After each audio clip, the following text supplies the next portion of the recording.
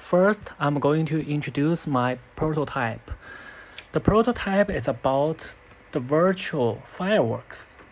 Let's take a look at the renderings.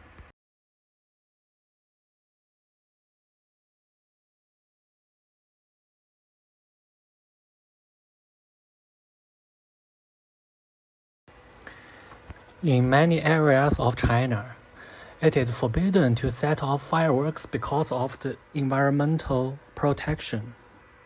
So, I designed a virtual firework launcher. The users can control the fireworks route and set the place where to explode to achieve effects like real fireworks. Now, it's time to start the Unity. After starting the game, users need to press V on the keyboard to launch the rocket. Then control the route by press WASD on the keyboard.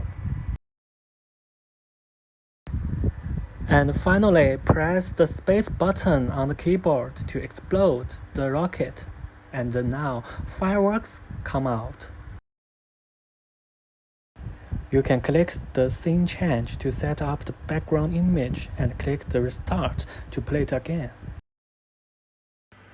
The potential users of the prototype can be the companies who need fireworks performance, like amusement parks, wedding companies, and also those people who like fireworks can use the prototype.